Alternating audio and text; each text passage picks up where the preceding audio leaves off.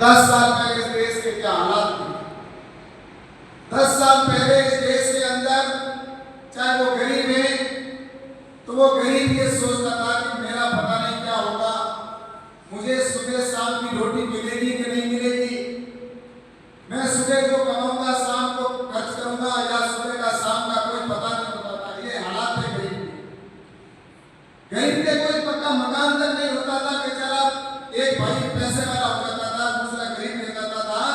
तो वो सुबह जब उठता था तो पक्के मकान वाले भाई के घर के सामने देखता था और मन में सोचता कभी मेरा भी कैसा पक्का मकान बनेगा,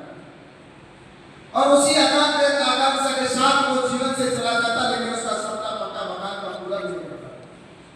अंधेरे में हम जीवन यापन करते थे, गाँव में लाइटें तक नहीं होती थी, सड़कें भी ऐसे हालात में थी कि सड़कें भी बहुत कम हमें देखने को मिला करती थी। ये तो भला हुआ अटल बिहारी वाजपेयी जी का कि उन्होंने प्रधानमंत्री ग्राम सड़क योजना शुरू की, गाँव के अंदर सड़कें सोच जाने के लिए हमारी बहनें रात का इंतजार करती थी, या तो सुबह जल्दी सोच जाए सूर्य उदय होने से पहले या रात को सोच जाए। इस देश के अंदर ऐसे हालात थे, पानी की समस्या हर प्रकार से देखा जाए तो आतंकवाद से लेकर हर चीज में आप आदमी इस प्रकार से अंधेरे में जीवन यापन कर रहा था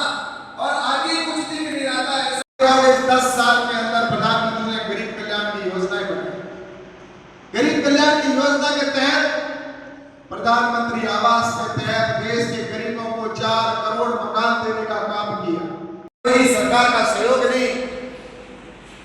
लेकिन 11 साल पहले एक प्रधानमंत्री के रूप में गुजरात के अंदर मुख्यमंत्री के रूप में काम करते हुए जब प्रधानमंत्री बने, उस समय देश के लोगों के अंदर ये लग रहा था कि एक प्रधानमंत्री जो सिर्फ स्टेट गुजरात को पहले कहा करते थे इस दिए में तेल नहीं, सरकार बनाना खेल नहीं, इस प्रकार का नैरेटिव बनाने का उन्होंने प्रयास किया, लेकिन उन्होंने ये कल्पना भी नहीं की थी उस समय ये ऐसा क्या नेतृत्व संभालना। आदरणीय प्रधानमंत्री नरेंद्र मोदी जी के नेतृत्व में 11 साल जो सरकार के रहे, उसके अंदर प्रधानमंत्री जी ने जो संकल्प लिए उसको सिद्धि तक पहुंचाने के लिए जो कार्य कर रहे हैं, उसी के निमित्त संकल्प से सिद्धि तक का ये जो पखवाड़े के रूप में कार्यक्रम भारतीय जनता पार्टी के कार्यकर्ताओं द्वारा जन जन तक उन योजनाओं को पहुंचाने का काम होगा जो प्रधानमंत्री नरेंद्र मोदी जी ने अपनी योजनाओं के माध्यम से 2047 तक भारत को विकसित राष्ट्र बनाने का संकल्प लिया है। आज मुझे ये बताते हुए बहुत ही खुशी हो रही है कि भारत जो विश्व में 11वें स्थान पे था अर्थव्यवस्था में, इन 11 सालों में ये चौथे पायदान पर पहुंचा, चौथे स्थान पर आज अर्थव्यवस्था में भारत पहुंचा है। ऐसे कई देश हैं जो कभी अर्थव्यवस्था में भारत से आगे थे, जो आज पीछे रह चुके हैं, और 2047 तक हम दुनिया के 1 नंबर देश बने। इस दिशा के अंदर प्रधानमंत्री जी के नेतृत्व में काम हो रहा है, और काम के अंदर उन्होंने विशेष कर से 4 वर्ग के ऊपर प्राथमिकता से काम किया, जिसमें गरीब, किसान,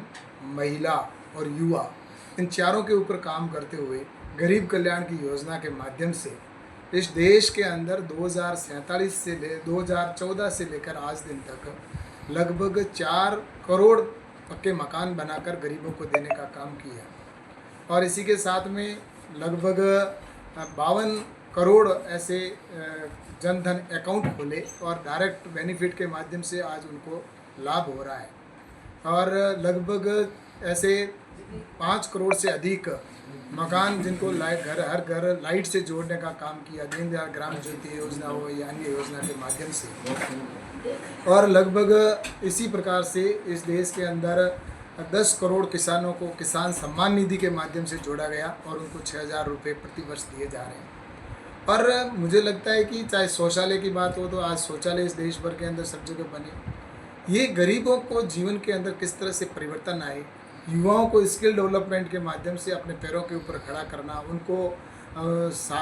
किस प्रकार से सपोर्ट मिले और उनको योजना का लाभ मिले, और ताकि वो स्किल डेवलपमेंट से अपने खुद के स्किल को भी डेवलप कर सके और अपने रोज़गार, स्वयं के रोज़गार को स्थापित कर सके। और इसी प्रकार से मध्यम वर्ग का अगर देखा जाए तो मध्यम वर्ग के लोगों के लिए काम किया, और चाहे वो इनकम टैक्स के अंदर छूट से लेकर और अन्य प्रकार के कई लाभ हुए। और चाहे महिलाओं के लिए, महिलाओं के उत्थान के लिए काम किया हो, चाहे उनके लिए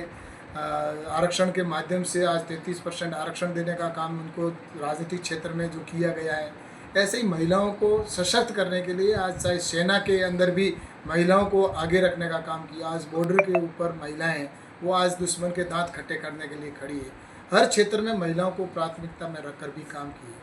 तो मैं आप सबसे ये कहना चाहूँगा कि जो प्रधानमंत्री नरेंद्र मोदी जी ने इन 10 सालों में जो सपने देखे थे या जो वादे किए थे जनता के बीच में, वो वादे पूरे हुए हैं। आपने देखा होगा कि अगर धारा 370 थी तो 370 के लिए हम सब कहते थे कि धारा 370 हटनी चाहिए, इस देश के लिए नाशूर है, एक देश में दो निशान दो विधान जिस प्रकार से था, तो आज धारा 370 हटाने का काम हुआ। और उसके साथ ही भगवान श्री राम का मंदिर भव्य अयोध्या के अंदर बना। इसके साथ ही बुलेट ट्रेनें जैसी प्रोग्रेस में है, बुलेट ट्रेनें हमारे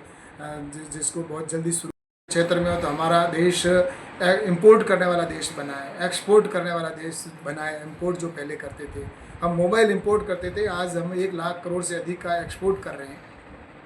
तो इस प्रकार से देश आज अर्थव्यवस्था के अंदर मजबूत बना है। और हमारी विदेश नीति हो, चाहे इन 10 सालों के अंदर दुनिया के अंदर लोहा मानने लगा पूरा वर्ल्ड कि भारत जैसा शक्तिशाली देश इन 10 सालों के अंदर 11 सालों के अंदर हुआ है। और सर्जिकल स्ट्राइक, एयर स्ट्राइक करके, और जिस प्रकार से ऑपरेशन सिंदूर करके और दुनिया को दिखा दिया कि भारत है वो हर क्षेत्र में ताकतवर है। और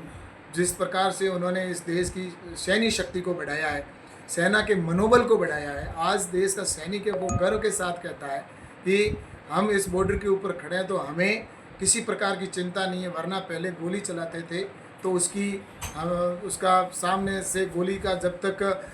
पीछे से परमिशन नहीं मिलती तब तक गोली चलाने की छूट नहीं होती थी। लेकिन आज सैनिक है वो गर्व के साथ कहता है। और हमारे प्रधानमंत्री ने यहाँ तक कह दिया, अगर दुश्मन की गोली आए तो सामने गोला दागो। तो ये सेना को जिस प्रकार से छूट मिली है, और निश्चित रूप से भारत की आज सब जगह से सीमाएं हमारी सुरक्षित हैं, वर्ल्ड के अंदर भारत का सम्मान बढ़ा है। और आने वाले समय में जिस प्रकार से योगा डे है, तो योगा के माध्यम से भारत ने दुनिया के अंदर योग को ले जाने का काम किया। मिलेट्स ईयर के रूप में मनाया गया। आज दुनिया श्री अन्न और जो हमारा बाजरा रागी है वो दुनिया के अंदर जा रहा है, किसान को इसका फ़ायदा मिल रहा है। तो मैं सोचता हूँ कि जहाँ हिंदी है तो आज दुनिया के अंदर सब लगभग 135 से अधिक देशों के अंदर हिंदी का ऑप्शनल शुरू हो जाना, ये हमारे लिए मैं सोचता हूँ कि बहुत ही सुकून भरा है कि हमारा देश आज तरक्की कर रहा है। भारत एक समय था कांग्रेस की सरकार के अंदर जितना भ्रष्टाचार होता था, यूपीए की सरकार के अंदर जिस प्रकार की लूट होती थी, आम आदमी अपने आप को सुरक्षित महसूस नहीं करता था। कब कौन सा आतंकवादी हमला करके चला जाए या भ्रष्टाचार के कब घोटाले कौन से खुल जाए, इस देश के अंदर एक प्रकार से अराजकता का माहौल था। और आज अगर देखा जाए तो भारत का आम नागरिक है वो अपने आप को सुरक्षित भी महसूस करता है, भारत को तरक्की होते हुए देख रहा है, और संकल्प जो लिया उसको सिद्धि की ओर जाने का भी काम निश्चित रूप से करे। तो इसीलिए प्रधानमंत्री नरेंद्र मोदी जी का जो संकल्प है, संकल्प से सिद्धि तक हमारे देश को पहुंचाना और विकसित भारत और विश्व गुरु बनाना, तो उसके लिए निश्चित रूप से आज के इस कार्यक्रम में हमारी कार्यशाला हुई है, जिसमें भारतीय जनता पार्टी के कार्यकर्ता हैं वो सभी नीचे मंडल और बूथ तक जाएंगे और जनता के बीच में जाकर जो मोदी जी के 11 साल के कार्यकाल में काम हुए वो भी बताएंगे। और जो कांग्रेस के 25 तारीख को आने वाले समय के अंदर जो 25 तारीख के 50 साल जो आपातकाल के हुए हैं, तो उनके काले कारनामों को भी बताने का काम करेंगे कि कांग्रेस ने किस प्रकार से आपातकाल के अंदर किया था और हमारे मोदी जी ने किस प्रकार से संविधान को आगे बढ़ाने का काम किया, देश को आगे बढ़ाने का काम किया। तो इसलिए ये संकल्प सिद्धि का कार्यक्रम का आयोजन आज झुंझुनू में एसपी की पोस्ट खाली चल रही है 15 दिन से, और झुंझुनू के हरियाणा बॉर्डर लगता हुआ जिला है, संवेदनशील जिला है, घटनाएं भी खूब बढ़ रही हैं। तो ऐसी सूरत में एक एसपी की पोस्ट और ऐसे ज़िले में खाली रहना, क्या बोलना चाहेंगे? निश्चित रूप से बहुत जल्दी ये जो प्रशासनिक प्रक्रिया है उसको पूरा किया जाएगा। ये यमुना शेखावाटी में यमुना नहर का पानी लेके आएंगे, इसको लेकर कांग्रेस के प्रदेश अध्यक्ष गोविंद डोटासरा ने एक बयान दिया है कि एक बूंद पानी में आ जाए तो वो राजनीति छोड़नी नहीं है। इस पर क्या करें? ऐसा है, राजनीति तो वो कभी नहीं छोड़ने वाले हैं, लेकिन एक बात ज़रूर मैं कहना चाहता हूँ कि पाकिस्तान का पानी बंद कर सकते हैं तो हिंदुस्तान के अंदर पानी लाने का भी वादा अगर कोई रखता है तो हमारे प्रधानमंत्री आदरणीय नरेंद्र मोदी जी और वर्तमान के जो भजनलाल जी की राजस्थान की सरकार है उन्होंने करके दिखाया। आपने देखा होगा इस क्षेत्र के लिए कि पानी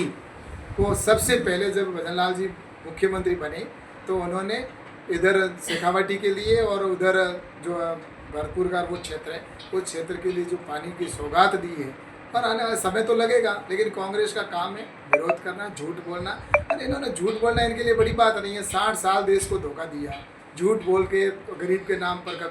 कभी युवा के नाम पर, कभी राजनीति की। तो मुझे नहीं लगता कि ये लोग सच बोल रहे। सच बोलते तो देश कहाँ का कहाँ पहुँच जाता है। इन 11 सालों के अंदर मोदी जी के नेतृत्व में देश ने तरक्की की, देश आगे बढ़ा है, और ये हिंदुस्तान की जनता जानती है। इसके लिए किसी के सर्टिफिकेट की आवश्यकता नहीं है। छोटा ये कृषि मंत्री रहे हैं आप आपके किरोड़ी लाल जी मीणा जो मंत्री हैं, उन्होंने बड़े स्तर पर नकली खाद के, नकली बीज के ये मामले पकड़े हैं। मैं तो कह रहा हूँ कि नकली चीज़ या घटिया चीज़ अगर ऐसी कोई अगर चीज़ है तो उसके लिए कार्रवाई होनी चाहिए,